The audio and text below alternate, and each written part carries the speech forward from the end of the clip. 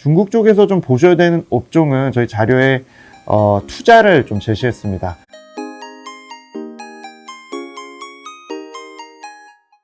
네, 안녕하십니까. 하나금투자에서 중국 투자 전략을 담당하고 있는 김경환입니다. 오늘은 3월달 중국 투자 전략 말씀드리기에 앞서서 최근 그 전인대가 개막했기 때문에 전인대에 관련해서 코멘트 먼저 드리도록 하겠습니다. 저희는 1, 2월 달에 중국 증시가 저희 예상보다 훨씬 더 지금 부진한 상황이고요. 저희도 중국이나 홍콩에 대해서 비중 확대 의견을 좀 드리면서 투자 전략이 조금 어긋난 부분에 대해서도 많이 송구스럽게 생각을 좀 갖고 있습니다. 그래도 저희가 갖고 있는 펀더멘탈에 대한 생각, 그리고 4분기 이후에 중국의 선행지표 개선이 되고 또 이번 전인대에서 관련해서 좀 힘을 실어줄 수 있는 내용들이 있었는지를 파악하는 게 중요하다고 생각을 좀 갖고 있기 때문에 계속적으로 좀 팔로우를 해드리고요. 저희는 기존에 이제 갖고 있는 올해 중국이 경기와 정책을 좀 다른 나라들과 반대로 가져가고 전체적으로 1분기 경기 저점, 2분기 실적 바닥 확인을 통해서 전체적으로 비중 확대를 연간을 해야 된다는 의견은 계속 유지를 하고 있기 때문에 보완되는 내용들 말씀드리도록 하겠습니다. 일단 자료는 저희가 그 앞에 일단 워드 자료, 오늘 이제 저희 촬영하고 있는 아침 기준으로 좀 발간된 자료 기준으로 전인대 얘기 먼저 좀 드리면, 일단 5일 개막한 전인대 같은 경우는 리커창 총리가 발표한 정부 업무 보고서가 굉장히 중요하고요. 그거에 대한 해석이 어떻게 보면 올해 이제 전반적인 거시 정책을 좌우하기도 하고 주도주를 결정한다고 보시면 될 것 같습니다. 작년에 이제 그 중국 14차 5개년 계획 같은 굉장히 거대한 정책들 발표를 하면서 올해는 이제 상대적으로는 소박한 내용을 담고 있는 걸로 보이지만 팬데믹 3년차 시작과 함께 충분히 올해 이제 중국 경기나 주식시장의 턴어라운드 유도할 수 있는 긍정적인 내용들을 담겼다고 저희는 생각을 좀 갖고 있습니다. 전인대가 중요한 이유는 통상적으로 이제 이게 형식적인 국가기구고 이제 전년도 가을에 있었던 전당대회보다는 좀 후행하고 좀 덜 중요하다는 인식들이 좀 있으시지만 실제로 최근 3년 동안 주도주는 전인대에서 언급한 것들이 상당히 연관으로 이제 좌우를 했었고, 팬데믹 이후에 중국 정부 정책 의존도 훨씬 더 높아진 상황이기 때문에 확인이 꼭 필요하고요. 12월 경제공작회의에서 부양선을 했더라도 4월 정치국 회의라는 중요한 회의 전까지 3월 달에 이렇게 중간에 이제 정책 스탠스 확인하는 측면에서도 중요합니다. 결론 위주로 말씀을 드리면 이번 정부 업무 보고서 내용 자체, 성장률 목표나 통화정책, 재정정책은 저희 예상이 좀 부합했다고 보고 있고, 성장 목표는 5.5%라서 작년이 8.1%였고 지난 30년 내 가장 낮다 이런 이제 의견들이 보실 수 있지만, 사실 절대적인 규모가 너무 커진, 총량 자체 커진 중국 경제 구조로 감안했을 때 사실은 5% 이상씩 유지하는 것도 쉽지 않고요. 실제 작년과 재작년의 2년 평균 성장률 5.1%를 감안을 하면 올해 5.5%는 저희 예상했던 부분의 상단입니다. 그리고 올해 고용의 전반적인 안정을 위해서 재정이나 통화 정책도 확장적으로 좀 가져간다는 부분도 충분히 기대해 볼 수 있는 부분 같고요. 재정 정책의 경우는 GDP 대비 작년이 3.2%에서 이번에 2.8% 하향을 했습니다만, 작년에 채 쓰지 못한 2월된 자금들을 감안을 하면 GDP 대비 4% 정도 수준이고, 또 올해 감세 규모가 2.5조 위안으로 작년에 2배를 넘고, 또 인프라 투자 관련해서도 지방 특수채 할당액이 거의 작년과 동결되면서 집중적으로 올해 이제 전통 신형 인프라 투자하겠다는 의지도 확인했고요. 통화 정책에 대해서 조금 톤 다운된 게 아니냐는 의견이 있지만 저희는 그렇게 생각하지 않고 있고요. 올해 전체적으로 미국 금리 인상이나 어떤 긴축에 대한 어떤 부담들이 있습니다만, 그래도 자국 중심의 어떤 정책을 쓰겠다는 부분이나 대출 확장이나 금리 인하 하겠다는 부분도 크게 변화 없는 것 같습니다. 산업정책 방향성이 좀 중요할 것 같은데, 저희가 이제 올해 서비스 관련된 부분이나 소비 관련해 기대를 좀 했습니다만, 여전히 작년 기조와 함께 제조업이나 특히 올해 투자를 좀 많이 강조했고요.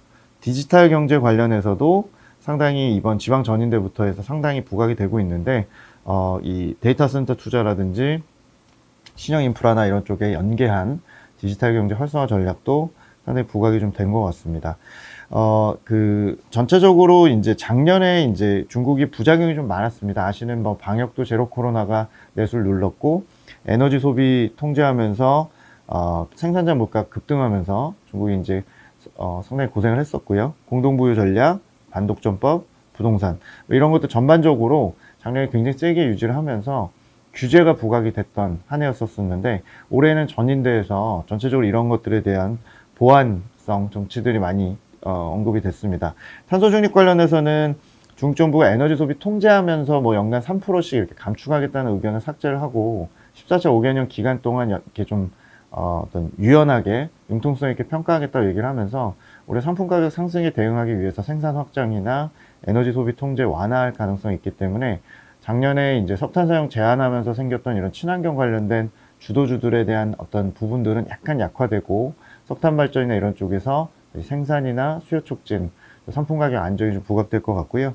공동부유나 반독점 관련해서는 특별히 전인대에서 더 강화하는 움직임은 없었고, 특히 반독점의 경우는 12월달 경제공작회의에서 궤도는 그러니까 방향성 자체는 유지하지만 전체적으로 조금 보정하겠다는 의견이 있었고, 새로운 얘기가 없었는데 이번에도 비슷하게 힘을 실어줬기 때문에 이제 작년에 홍콩 중심으로 플랫폼 기업들 규제 관련해서 지금 뭐 끝도 없이 빠진 부분에 대해서는 정책적으로는 올해 우선순위가 밀렸다는 측면에서 좀 지켜보실 필요가 있을 것 같고요. 부동산은 크게 언급 자체가 바뀌진 않았는데 실제 수요 촉진하고 이런 어떤 언급들 자체는 상당히 조금 완화되는 쪽으로 저희는 해석을 좀 갖고 있습니다.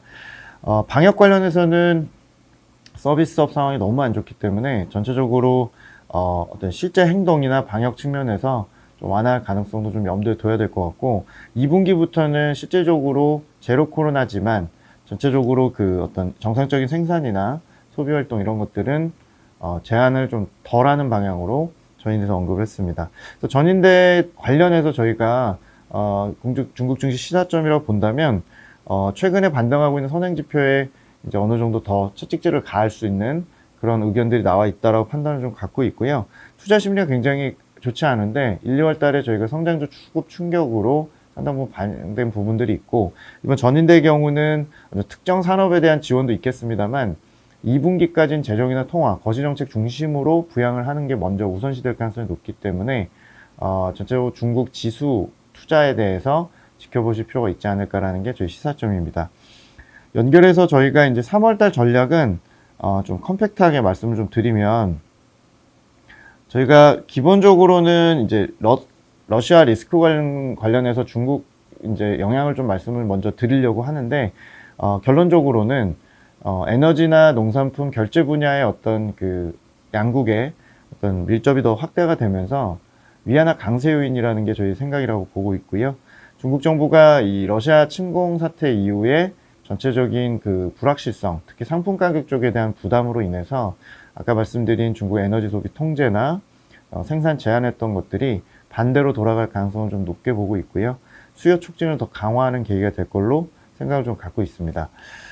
일단 중국에서 최근에 3가지 선행지표가 개선되는 게 3월 달에 중요한 투자 전략의 핵심이라고 보시면 될 것 같고요.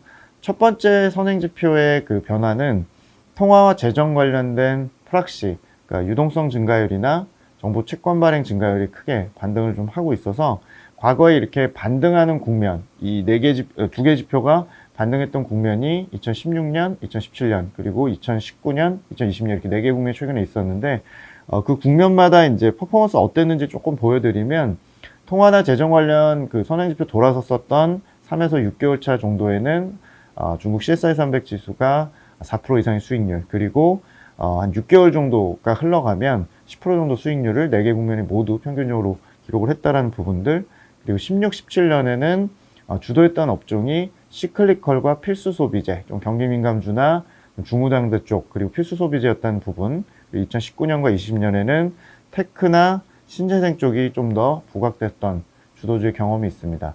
저희는 상반기는 국내 중국 관련주나 또 중국 증시 관련해서는 시클리컬이나 필수 소비재가 좀 더 주도하는 2016, 17년과 유사한 국면을 예상을 하고 있고, 1, 2월의 수익률이 굉장히 부진했습니다만 전체적으로 현재 상황에서 향후 6개월 놓고 봤을 때는 과거의 이런 선행지표 개선이 수익률이 플러스로 조환되는 데는 확실한 신호였다라고 참고하시면 될 것 같고요.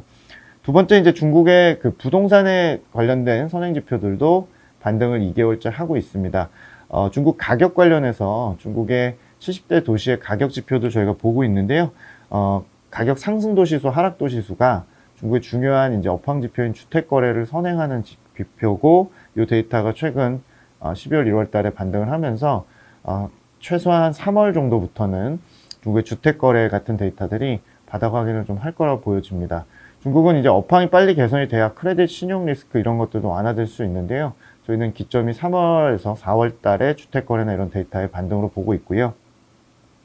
마지막으로 지금 유가 상승이나 어떤 상품 가격이 정말 안 오르는 걸 찾는 게 더 쉬울 정도로 상당히 지금 급등하고 있는데, 일단 중국의 어떤 생산자 물가의 하락이 중요한 실마리를 일단 준다고 생각을 갖고 있습니다. 중국이 인플레 수출을 계속 해왔기 때문에 중국의 생산자 물가가 세 번째 선행 지표인데요. 저희가 10월 달부터 고점 찍고 내려가는 방향이고, 올해 이제 YY로 이제 연중에 1분기 고점으로 3분기까지 떨어진다는 의견에 변함은 없습니다. 물론 유가가 떨어지는 각도 자체를 조금 바꾸고 저점의 시기 자체를 조금 더 앞당길 가능성이 있습니다만, 저희가 보기에 중국의 생산자 물가 하락으로 인해서 2분기부터는 글로벌 인플레이션 압력 관련해서 미국의 금리라든지 이런 것들이 상단을 좀 형성할 가능성이 높다라는 게 저희가 우측 상단에 보시는 그림에 좀 나와 있습니다.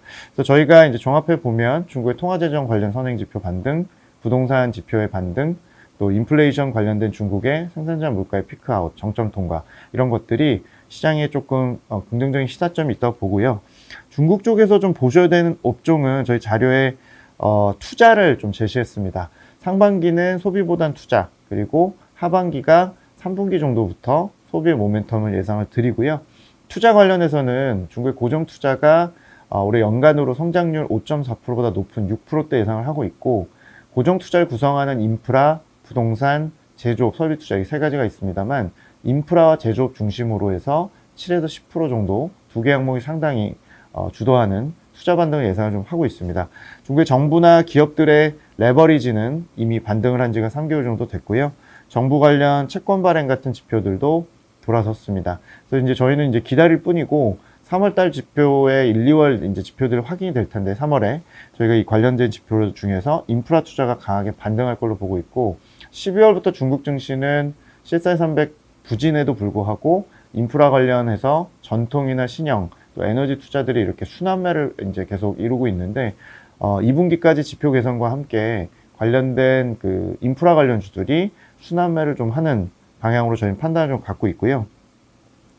중국에서 인프라 관련해서 좀 더 주목해야 될 분야 중에서 데이터 센터 같은 투자가 연간 20%, 또 신형 인프라 같은 5G나 어떤 전기차 충전소 이런 쪽의 신형 인프라 투자도 연간 25% 이상 증가를 저희가 예상을 좀 하고 있기 때문에 상당히 조금 예리하게 고성장하는 분야를 주목하실 필요가 있을 것 같고요. 대표적으로 최근 인프라 투자 뜨는 신형 인프라 투자 중에서 데이터 센터, 즉 IDC 관련된 투자 관련해서 동수서산, 즉 동쪽의 데이터를 서쪽으로 좀 연산해서 옮기겠다라는 이런 데이터 클러스터, 데이터 센터 클러스터를 만드는 이 투자가 상당히 좀 각광을 받고 있는데요. 장기적인 그림이긴 합니다만, 이제 중서부 투자를 활성화한다는 측면에서 전력망이나 어떤 통신망 이런 것들 연결하는 것까지 같이 보고 있고, 데이터 운용까지도 좀 관련주를 계속적으로 찾고 있기 때문에 앞으로 계속 업데이트 좀 드리겠지만, 중국이 이제는 데이터 센터 같은 걸 짓는 게 진짜 새로운 인프라 투자구나라고 생각하시면서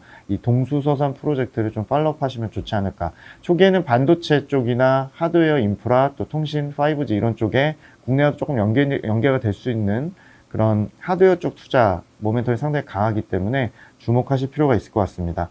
저희가 종합해보면 전통 신형 에너지 인프라 투자가 올해 이제 새로 증가하는 부분만 해도 GDP 대비 3% 가까이 정도 규모를 예상을 하고 있고, 기존에 이제 에너지 쪽에서 풍력이나 태양광, 수소 이런 쪽 투자도 있습니다만, 앞단에서 이제 전통 인프라나 또 기계나 철강, 비철 같은 걸 촉진할 수 있는 부분들, 또 신형 인프라 관련해서 5G나 반도체 관련해서도 연계가 되기 때문에, 올해 중국은 상반기에 투자 아이디어를 집중적으로 조금 투자 쪽에서 찾으시는 전략, 국내 중국 관련주는 반도체, 또 철강, 또 화학, 비철, 뭐 이런 쪽, 그리고 기계, 이런 쪽의 사이클이 중국 쪽에서 부각될 가능성이 높다라고 보시면 될 것 같습니다.